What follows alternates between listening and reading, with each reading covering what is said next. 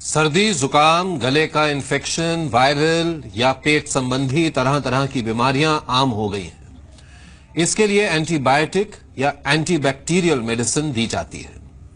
लेकिन DNA money में आपको यह भी जानना जरूरी है कि एंटीबायोटिक्स का अगर सही तरीके से इस्तेमाल ना किया जाए तो कितनी परेशानियां हो सकती हैं।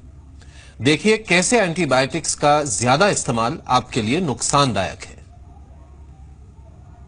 हमने देखा है कि जहां स्ट्रिक्ट गाइडलाइंस बनी है और उसको फॉलो किया जाता है, वहां पे एंटीबायोटिक रेजिस्टेंस कम होती है। जरूरी हो तभी इस्तेमाल करें एंटीबायोटिक्स। इसमें तो बहुत अर्जेंट एक्शन हमें लेना चाहिए। एंटीबायोटिक्स के नुकसान समझिए। दुनिया भर में एंटीबायोटिक्स पर बजा अलार्म। औसत भारतीय साल भर में एंटीबायोटिक्स की करीब 11 गोलियां खाता है। WHO के मुताबिक एंटीबायोटिक्स का ज्यादा इस्तेमाल नुकसान पहुंचा सकता है। इसलिए WHO ने दुनिया के सभी देशों को चेतावनी दी है कि अगर आज इसे रोका नहीं गया तो कल बहुत बड़ी समस्या खड़ी हो सकती है। द लैंसेट में छपी रिपोर्ट के मुताबिक दुनिया भर में इस्तेमाल हो रही एंटीबायोटिक्स की 76% खपत ब्राजील, रूस, भारत, चीन और दक्षिण अफ्रीका में है। दवा प्रतिरोधी बैक्टीरिया के कारण हर साल करीब 25,000 मौतें केवल यूरोप में हो रही हैं और पश्चिमी देश अब इस खतरे को गंभीरता से ले रहे हैं।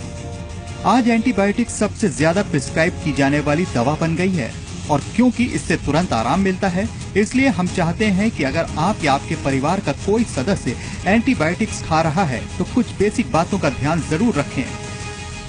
कई बार डॉक्टर भी जरूरी न होने पर भी एंटीबायोटिक्स लिख देते हैं और इसलिए दुनिया भर में इनके उपयोग की बजाय दुरुपयोग हो रहा है।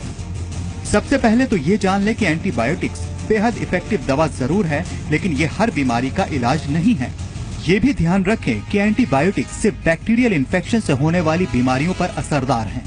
वायरल बीमारियों जैसे सर्दी, जुकाम, फ्लू, ब्रोंकाइटिस, गले में इन्फेक्शन आदि में ये कोई लाभ नहीं देती। वायरल बीमारियां ज्यादातर अपने आप ठीक हो जाती हैं। हमारे शरीर की रोग प्रतिरोधक क्षमता इन वायरल बीमारियों से खुद ही निपट लेती है। इसलिए अपनी प्रतिरोधक क्षमता बढ़ाने की कोशिश करें और खान पान बेहतर करें। वैसे बैक्टीरियल इन्फेक्शन से होने वाली हेल्थ प्रॉब्लम्स में कई बार एंटीबायोटिक्स लेना जरूरी हो जाता है।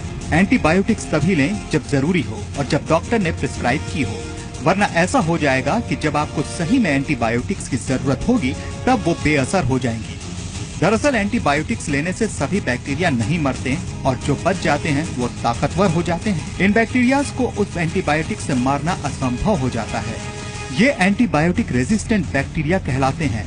एंटीबायोटिक रेजिस्टेंट बैक्टीरिया ज्यादा लंबी और गंभीर बीमारियों का कारण बनते हैं और इन बीमारियों से लड़ने के लिए ज्यादा स्ट्रॉन्ग एंटीबायोटिक्स की जरूरत होती है, जिनके और भी ज्यादा साइड इफेक्ट्स होते हैं।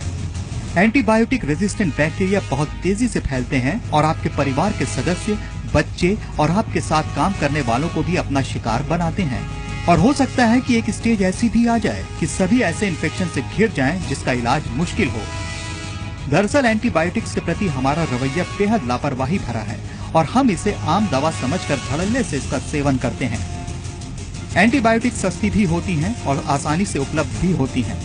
कई केमिस्ट बिना किसी डॉक्टर की पर्ची के भी एंटीबायोटिक्स बेचते हैं। यहाँ तक कि 70 से 75% डॉक्टर्स सामान्य सर्दी जुकाम के लिए भी एंटीबायोटिक्स लिख देते हैं। इसके अलावा 50% मरीज खुद एंटीबायोटिक्स दवाएं लेने पर जोर देते हैं। कई बार अगर आप एंटीबायोटिक ले रहे हैं और आपकी बीमारी में कोई सुधार नहीं हो रहा है तो तुरंत डॉक्टर से संपर्क करें। इसके अलावा एक बार फिर इस बात को जरूर समझें कि बिना डॉक्टर की सलाह के किसी भी तरह की एंटीबायोटिक न लें। Report DNA money.